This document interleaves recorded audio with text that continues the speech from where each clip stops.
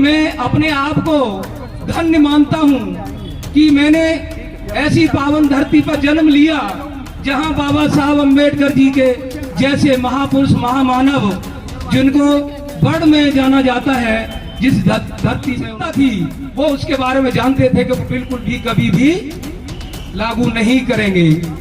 इसलिए उन्होंने कहा था कि इस देश के अंदर अगर इस कानून को, इस संविधान को लागू करना चाहते हैं तो हमें बहुजन समाज पार्टी जैसी कोई राजनीतिक पार्टी बनानी होगी। उन्होंने अपने समाज के बीच में कहा था, ये मेरे समाज के पढ़े लिखे लोगों, अगर हमारे इस मिशन और मूवमेंट को आप आगे बढ़ा नहीं सकते हो तो पीछे ले जाने का काम भी मत करना, क्योंकि आप देख रहे हैं पब्लिक आवाज टीवी। नेता मानते हुए आज बाबा साहब अम्बेडकर जी के 132वीं जयंती पर उपस्थित यहाँ दिल्ली प्रदेश की उत्तरी पश्चिमी लोकसभा बहुजन समाज पार्टी के तत्वाधान में हो रहा ये प्रोग्राम, ये जश्न जन्मदिन, इसमें हमारे मंच पर उपस्थित उत्तरी पश्चिमी लोकसभा के मुख्य लोकसभा प्रभारी मान्यवर सुरेश चंद्रा जी एवं दूसरे लोकसभा प्रभारी माननीय कैलाश चंद माथुर जी और हमारे एक और लोकसभा प्रभारी हैं उमेश पिपरिया जी और एडवोकेट रोशनलाल जी लोकसभा प्रभारी, और हमारे नांगलोई जिले के जिला अध्यक्ष राम जियावन जी और दूसरे जिले के जिला भिवाना के जिला अध्यक्ष एवं जिला कमेटी के सभी पदाधिकारीगण और खास तौर से इस मंगोलपुरी विधानसभा के अंतर्गत जिन लोगों ने मेहनत और पूरे तन मन से इस प्रोग्राम का आयोजन किया है, उन सभी को मेरा जय भीम जय भारत। साथियों, आज बाबा साहब की 132वीं जयंती मनाई जा रही है। ये हमारी हर्ष और उल्लास और खुशी की बात है। सब प्रथम मैं ये कहना चाहूंगा कि मैं अपने आप को धन्य मानता हूं कि मैंने ऐसी पावन धरती पर जन्म लिया जहां बाबा साहब अम्बेडकर जी के जैसे महापुरुष महामानव जिनको वर्ल्ड में जाना जाता है, जिस धरती में उन्होंने जन्म लिया था। इसलिए मैं अपने आप को भी धन्य मानता हूं कि मैं ऐसी पावन धरती पर जन्म लिया मैंने और बहुजन समाज में जन्म लिया जिसके अनुयायी रहनुमा बाबा साहब भीमराव अम्बेडकर जी को पूरे विश्व में जाना जाता है। तो साथियों, मैं ज्यादा ना बोलते हुए बाबा साहब के बताए हुए 3 बातों को मैं याद दिलाना चाहूंगा। बाबा साहब ने कहा था कि शिक्षित बनो, संघर्ष करो और संगठित रहो। तो मैं ये इन्हीं 3 बातों के ऊपर थोड़ा सा प्रकाश डालना चाहूंगा। तो बाबा साहब ने इस देश को बड़ी मेहनत से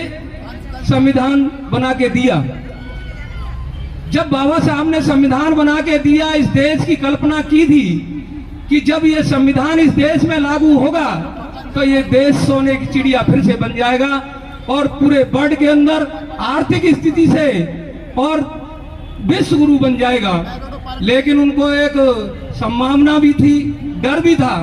कि मैं जो संविधान बना के, जो कानून बना के इस देश को दूंगा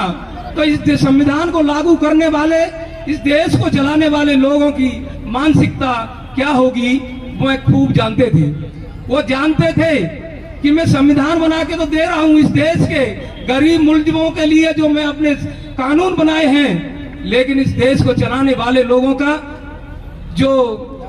उनकी जो मानसिकता थी वो उसके बारे में जानते थे कि वो बिल्कुल भी कभी भी लागू नहीं करेंगे। इसलिए उन्होंने कहा था कि इस देश के अंदर अगर इस कानून को, इस संविधान को लागू करना चाहते हैं तो हमें बहुजन समाज पार्टी जैसी कोई राजनीतिक पार्टी बनानी होगी और एक प्लेटफॉर्म बनाना होगा जिससे इन लोगों से हम अपने कानून को लागू करवा सकते हैं। तो उन्होंने पूरा संघर्ष करा। तो उन्हीं बातों पे मैं जाना चाहता हूं। उन्होंने कहा शिक्षित बनो, तो पूरे देश के अंदर उन्होंने इस बात का संकेत दिया कि हमारे बच्चे पढ़े लिखे और संविधान में कानून में सारे कानून बनाए। और इस देश के आजाद भारत के जब सबसे पहले वो कानून मंत्री भी बने और उन्होंने राजनीतिक क्षेत्र में भी अपना पूरा वो भाग लिया, क्योंकि वो जानते थे कि जब तक हम राजनीतिक में नहीं आएंगे, राजनीतिक प्लेटफॉर्म में नहीं आएंगे, तो इन लोगों से अपनी बात नहीं मनवा सकते। तो इसलिए उन्होंने सब एडवोकेट भी रहते हुए, उन्होंने प्रोफेसर रहते हुए, उसके बावजूद भी उन्होंने राजनीतिक प्लेटफॉर्म पे आए, उन्होंने राजनीति करी। तो आगे में जब उन्होंने देख लिया हमारा समाज पढ़ा लिखा है, तो उन्होंने इस देश में पढ़े लिखे लोगों को भी इकट्ठा करा। उन्होंने कहा कि ये सामाजिक आंदोलन हमारा जब तक मजबूत नहीं होगा, इस देश में हम अपने संविधान को सही ढंग से लागू नहीं कर पाएंगे। तो उन्होंने जब वो अपने जाने से पहले अपनी पूरी कोशिश इसी में लगा दी कि हमारे बच्चे पढ़े लिखे, संगठित हों और संघर्ष करें। तो उन्होंने भी एक राजनीतिक पार्टी बनाई थी, बाबा साहब ने भी एक राजनीतिक पार्टी बनाई थी, लेकिन उसके बाद उन्होंने अपने समाज के बीच में कहा था, ये मेरे समाज के पढ़े लिखे लोगों,